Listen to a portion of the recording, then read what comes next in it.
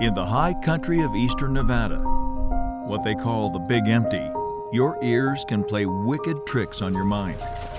Along the Humboldt River, you can almost hear the Donner Party wagons rolling west. On Shelburne Pass, old Model Ts seem to cough and shudder, their rattling voices echoing along the Lincoln Highway, America's first cross-country road.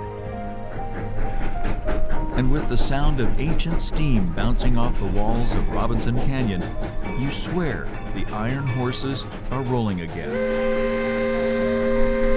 Because here, in Ely, Nevada, it's all about the sounds, the smells, the grease, the steam, and the sweat, long ago, of those pioneers of the rails.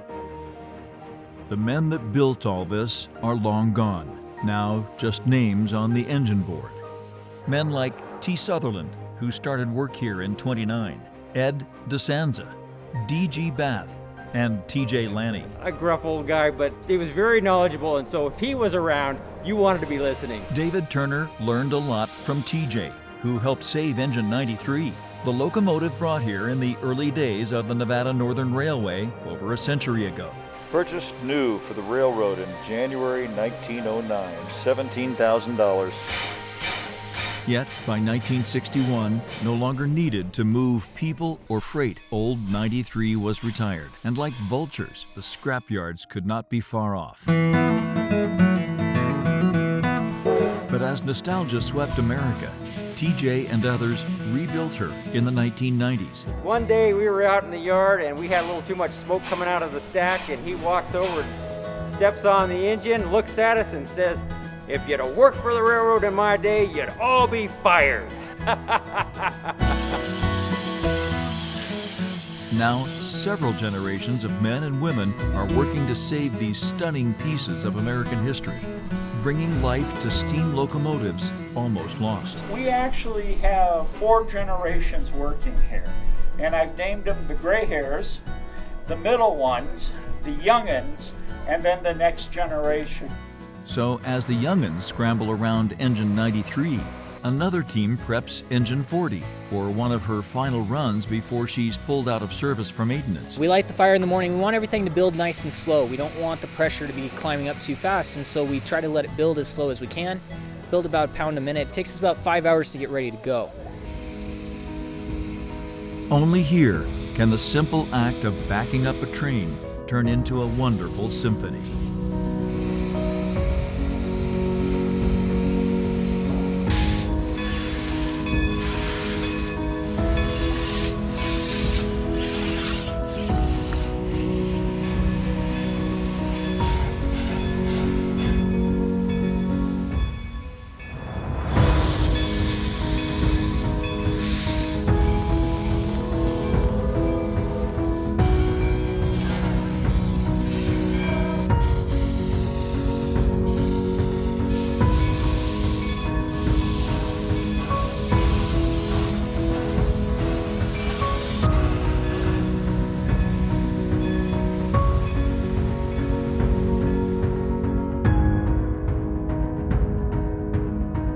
The locomotive does come alive when you put a fire in it.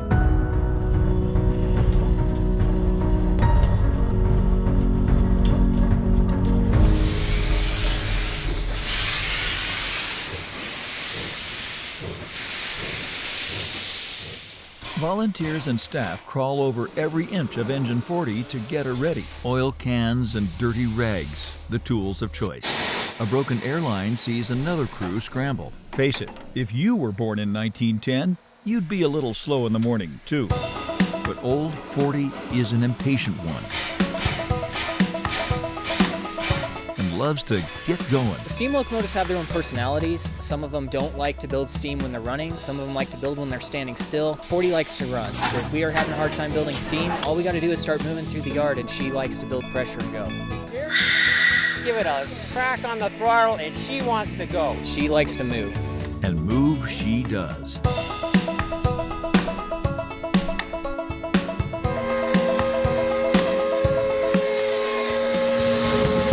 The fire in her belly sends her racing.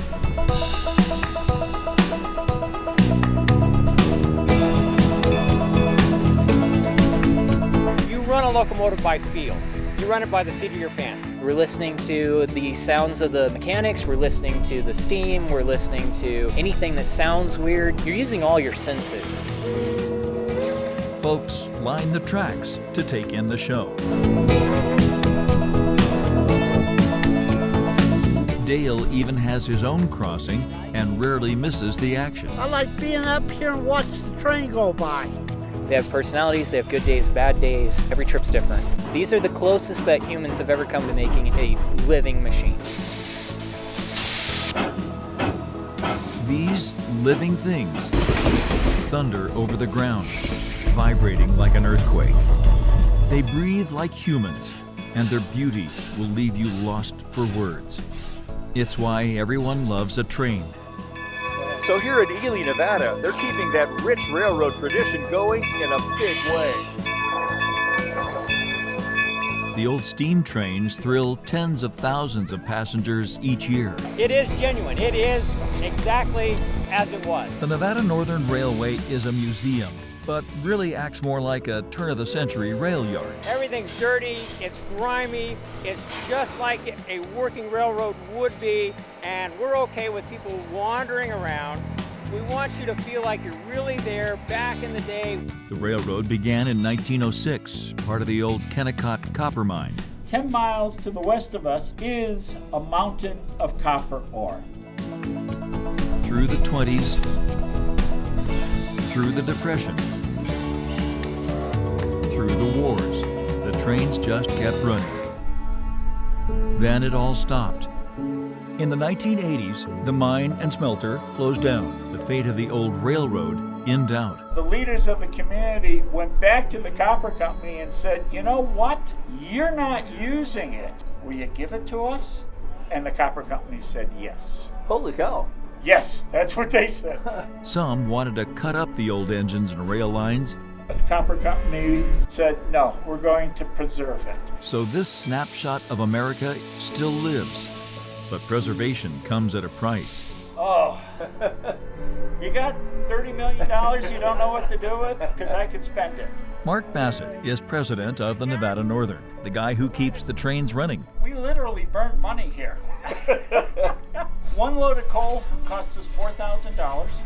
Steam locomotives, where they're wonderful machines, they're incredibly high maintenance.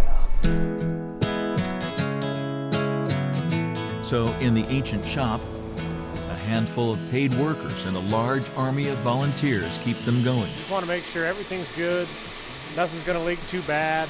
I mean, it is a steam locomotive, so they leak. Ben and Stan are helping rebuild the newest old engine, number 81.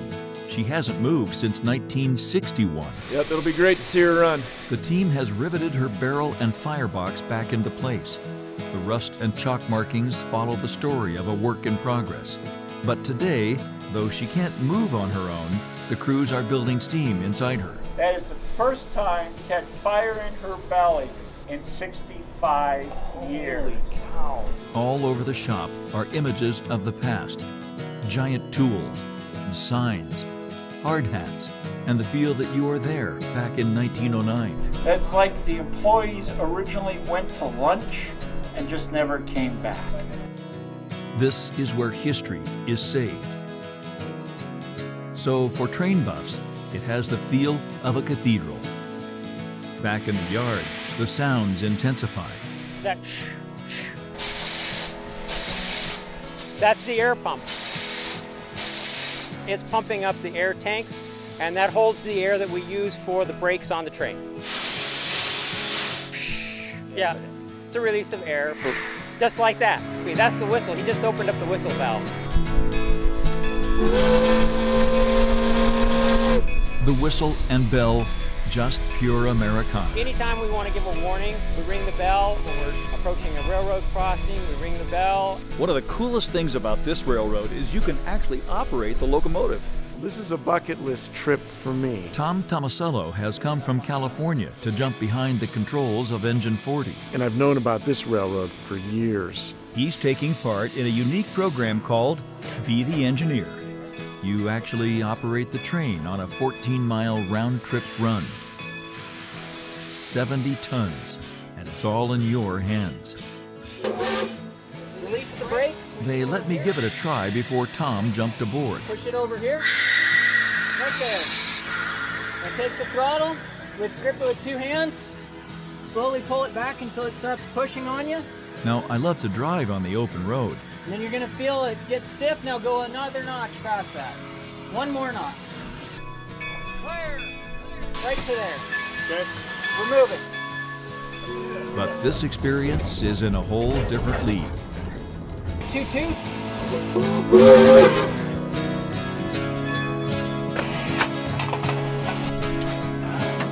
1 toot on the whistle. There you go. We're back. As for Tom, he's doing this now for a powerful reason. My wife's cousin was diagnosed with ALS. And when I was talking to her, she said, if there's something you've ever wanted to do it now if you possibly can, because tomorrow's not promised to anyone. So, up Robinson Canyon races engineer Tomasello, chasing his bucket list.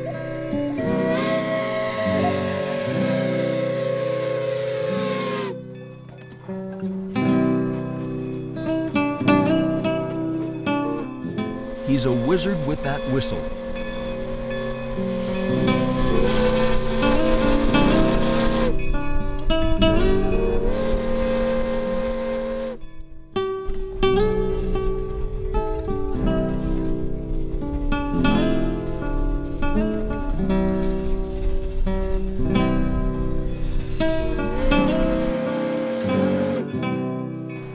Throttle and feel that big, heavy 70-ton locomotive react.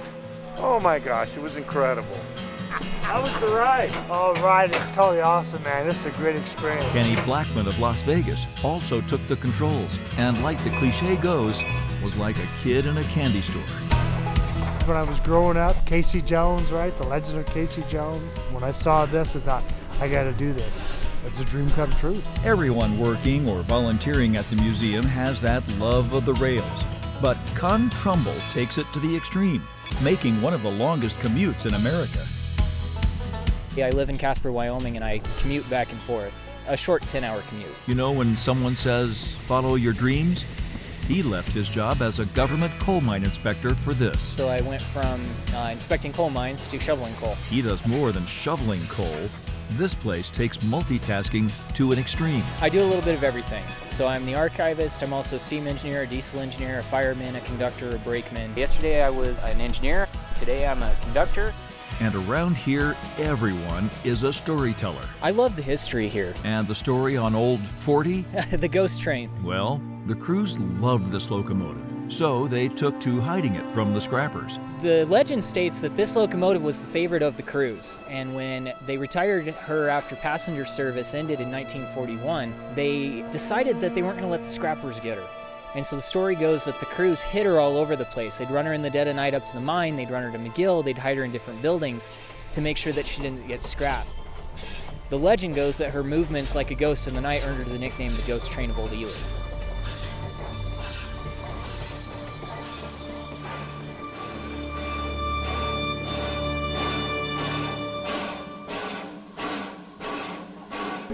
But she's coming out of service for years to be totally rebuilt. So on this weekend, she's getting her last runs in. This is a rare treat, even for this rail yard.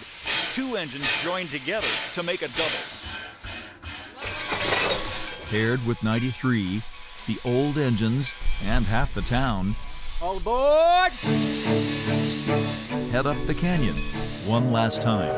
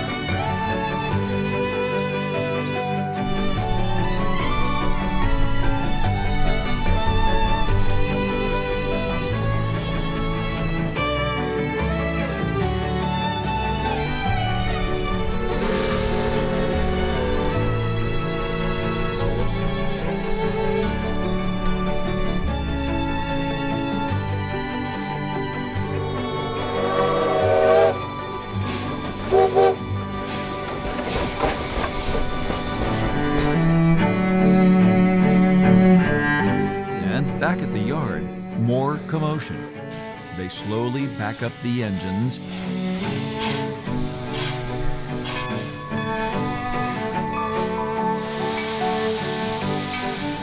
Tow out old 81.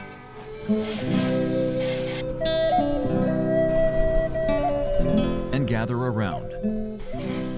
Now it feels the whole town has migrated to the rail yard to soak up this special day.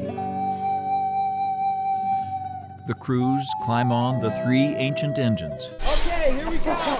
A photographer prepares to record the moment, and suddenly, all 3 whistles explode.